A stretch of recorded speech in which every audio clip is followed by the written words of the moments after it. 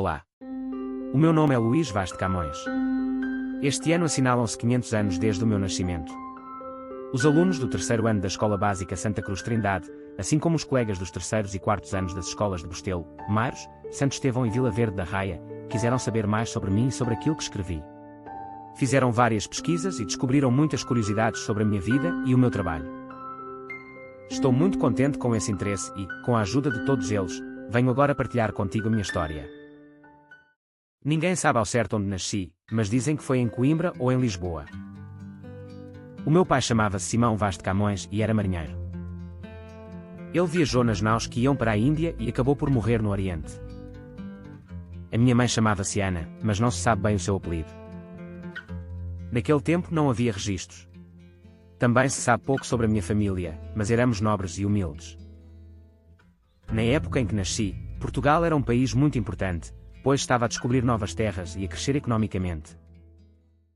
Estudei em Coimbra, na primária e depois na universidade, de onde fui expulso porque me portava mal. Gostava muito de escrever versos de amor, pois sempre tive uma alma apaixonada. Mas também gostava de brincar com os meus amigos, competir em corridas e até participar em pequenas lutas nas ruas. Andava sempre com uma espada à cintura e gostava da emoção das aventuras. Quando era jovem, frequentava os salões da corte. Gostava de brincar, pular, jogar e namoriscar. O que mais gostava de fazer era escrever poemas de amor para as damas da corte. Adorava à noite, passear pelas ruas e ruelas de Lisboa e estar com os amigos na taberna do Mal Cozinhado e noutros locais. Nas ruas, fiquei conhecido como o rapaz que gostava de festas e confusões. Por ser valente, deram-me a alcunha de Trinca-Fortes. Sempre olhava com entusiasmo para as meninas bonitas que passavam ao meu lado. Sentia-me um rapaz bonito e atraente. Desde pequeno, sempre adorei escrever. Gostava muito de me divertir, frequentar tabernas e participar em festas. Muitas vezes, acabava envolvido em brigas de rua. Também participava em cantorias e grandes festanças, mas quase sempre acabava tudo em discussão e luta. Tive de sair da corte, pois os maridos das damas já estavam cansados das minhas aventuras e queriam vingar-se. Sentia-me um conquistador forte e valentão. Em 1547, fui soldado em Ceuta, uma cidade que pertencia a Portugal no norte de África. Lá, lutei contra os mouros e, numa dessas batalhas, fiquei ferido no olho direito e perdi a visão. Enquanto estive em Ceuta, aproveitei o meu tempo livre para escrever, porque era o que eu mais gostava de fazer. Quando voltei para Lisboa, passei algum tempo na corte e também nas ruas. Mas nunca deixei de escrever. Ao voltar para Lisboa, meti-me em sarilhos e discussões. Estava sempre envolvido em confusões e lutas, e isso trouxe-me muitos problemas. Chegaram mesmo a acusar-me de roubar dinheiro. Mas era uma mentira e ninguém acreditou na minha inocência. Em junho de 1552, fui preso porque tentei defender dois amigos e acabei por ferir um escudeiro. Na cadeia, senti-me triste e abandonado. A minha viagem para a Índia foi muito perigosa, pois naquela época as viagens por mar eram muito arriscadas. Fui para lá desterrado, ou seja, fui expulso de Portugal sem dinheiro. Em Goa era soldado, e ganhava 2.400 reis em 3 anos. Além dos perigos do mar, havia um pirata chamado Coçar, que atacava os navios portugueses. Quando cheguei à Índia, senti-me feliz. Fiz novos amigos e continuei a escrever. Na Índia, participei em viagens pelo Oceano Índico e pelo Mar Vermelho. Lutei em muitas batalhas. E conheci amigos portugueses que ali viviam. Foi nessa altura que comecei a escrever Os Lusíadas, um livro que fala sobre a viagem de Vasco da Gama até a Índia. Além dessa viagem, contei toda a história de Portugal, desde os primeiros reis até ao meu tempo. Falei sobre os reis, os guerreiros, os descobridores e muitas outras personagens importantes. O que me inspirava a escrever eram principalmente as mulheres, a natureza e os heróis portugueses. Quando estava em Macau, trabalhei como provedor-mor dos defuntos e ausentes, um cargo importante na cidade. Nos meus tempos livres, dedicava-me a escrever Os Lusíadas. Um dia o navio onde eu viajava, chamado Nau de Prata, naufragou na costa do Camboja. Quando vi a água a entrar no navio, tive medo de que os meus poemas se estragassem. Então atirei-me à água, e nadei com todas as minhas forças apenas com um braço, pois no outro segurava os Lusíadas, para os salvar. O meu regresso a Goa foi muito difícil. Estava sem dinheiro e a minha saúde começava a piorar. Fui preso novamente e, na cadeia, recebi a pior notícia da minha vida. A minha amada Catarina de Ataíde tinha morrido. Foi nessa altura que escrevi alguns dos meus poemas mais melancólicos, onde falava da dor, do amor perdido e da saudade. Depois de ser libertado, fui abandonado em Moçambique, sem dinheiro para regressar a Portugal. Para sobreviver, dependia da ajuda dos amigos, que me davam comida e abrigo. Escrevia para aliviar o sofrimento e expressar a minha dor. Nos meus poemas, falava da solidão, do abandono e da tristeza. Finalmente, em 1570, consegui regressar a Lisboa, mas estava muito doente e mais pobre do que nunca. Os meus amigos pagaram a minha viagem de volta, pois eu não tinha nada. Quando cheguei, encontrei Lisboa devastada pela peste. Sem dinheiro, doente e fraco, passei os meus últimos anos numa situação muito difícil, tendo de andar apoiado em muletas. Consegui publicar o livro Lusíadas, em 1572, porém teve de receber licença de impressão pela Inquisição da Igreja Católica. Eu passei a receber um pagamento por ano por ter escrito a maravilhosa história de Portugal. Dom Sebastião foi muito especial para mim, depositei confiança nele sonhando com muitas conquistas e vitórias.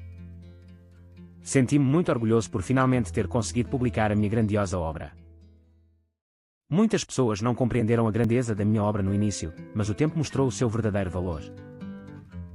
Os Lusíadas não era apenas um livro de aventuras, era a história dos portugueses e das suas conquistas. Hoje, mais de 400 anos depois, os meus versos continuam a encantar quem os lê. Fico feliz por saber que o meu nome e a minha obra ficaram para sempre na história de Portugal. No primeiro canto de Os Lusíadas, conto a grande viagem de Vasco da Gama até a Índia. Começo por pedir inspiração às musas para contar a história dos portugueses, os seus feitos e as suas conquistas. Também falo dos deuses do Olimpo, que acompanham a viagem, alguns ajudando e outros tentando impedir o sucesso dos navegadores. Este canto serve como introdução para tudo o que será contado ao longo da minha obra. No canto 2, conto que o rei de Mombasa, um reino que fica no leste de África, foi enganado por Baco. Baco, que era o deus do vinho, das festas e do prazer, queria destruir os portugueses. Então convenceu o rei a convidá-los a entrar no porto para lhes preparar uma armadilha. Mas Vasco da Gama, muito atento, percebeu que estavam a tentar enganá-lo. Com a ajuda do deus Mercúrio, Vasco da Gama e os portugueses fugiram e navegaram até Melinde. Lá, o rei de Melinde recebeu os portugueses com carinho e respeito, tornando-se seu amigo. Com o canto 3 explico que Vasco da Gama contou a maravilhosa história de Portugal que o rei de Melinde lhe pediu. Então Vasco da Gama contou a história de Portugal. Explicou-lhe que ficava na Europa. Também lhe contou como Portugal se formou e as aventuras dos primeiros reis portugueses. Contou-lhe que foi o primeiro rei de Portugal, Dom Afonso Henriques, que conquistou 5 reis mouros. Também lhe narrou a triste história de Dona Inês, que foi rainha depois de morta. No canto 4, falo da independência de Portugal e de como a manteve a partir da Batalha de Aljubarrota. Os portugueses eram muito corajosos. A sua inteligência venceu sobre a força. Quando as naus de Vasco da Gama partiram até a Índia, estava a observá-los o velho do Restelo. Este velho não aprovava a viagem e achava que as pessoas das naus iam ser sujeitas a perigos, mortes e tormentos. Iriam, na opinião dele, enfrentar grandes dificuldades. Eu, Luís de Camões, no canto 5, falo da viagem e da ultrapassagem do Cabo das Tormentas por mar, e do medo que os portugueses tiveram.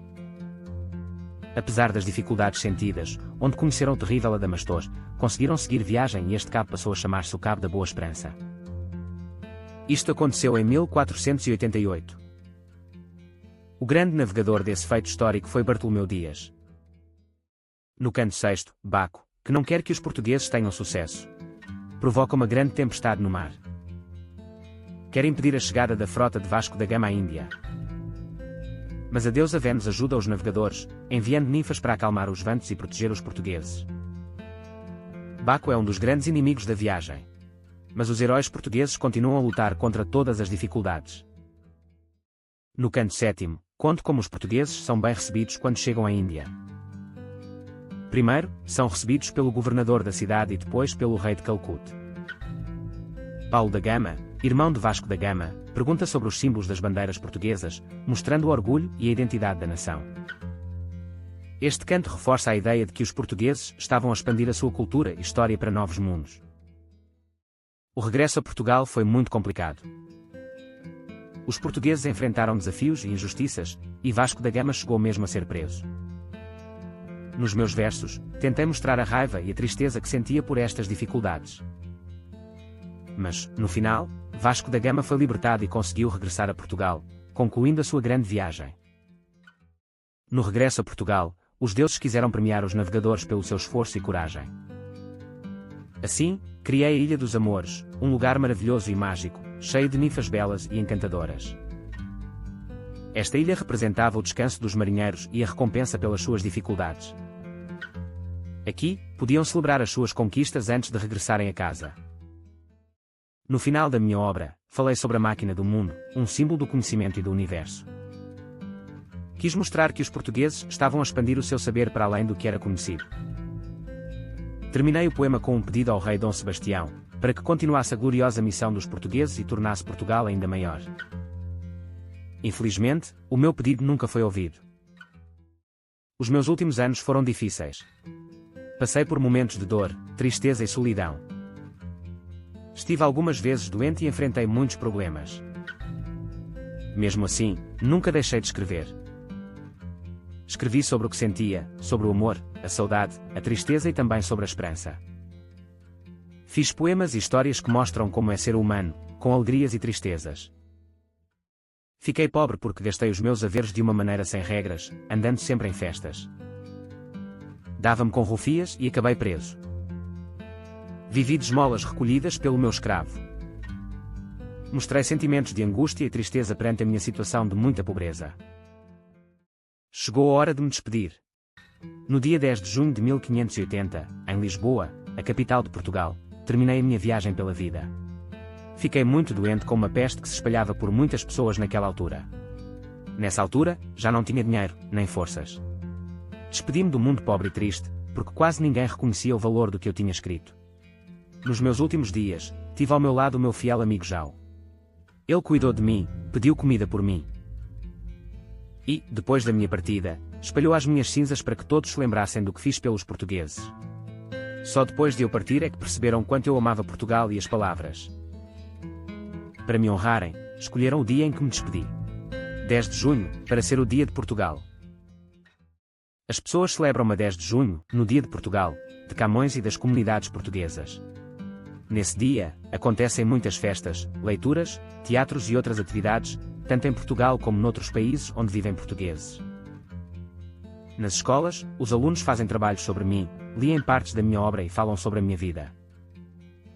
No livro, Os Lusíadas, conto as aventuras dos navegadores portugueses, como Vasco da Gama, que foram corajosos e enfrentaram grandes perigos para descobrir novos caminhos no mar. Com os meus poemas, quis mostrar que a coragem, a força de vontade e a poesia podem inspirar e dar esperança às pessoas. Muitos escritores e artistas gostaram tanto do que escrevi, que usaram as minhas ideias nos seus próprios trabalhos. Sou considerado um dos maiores escritores da língua portuguesa e muitas pessoas dizem que sou o pai da nossa literatura. Estou feliz por saber que, mesmo passados tantos anos, ainda há crianças como vós a descobrir, a lembrar e a contar a minha história.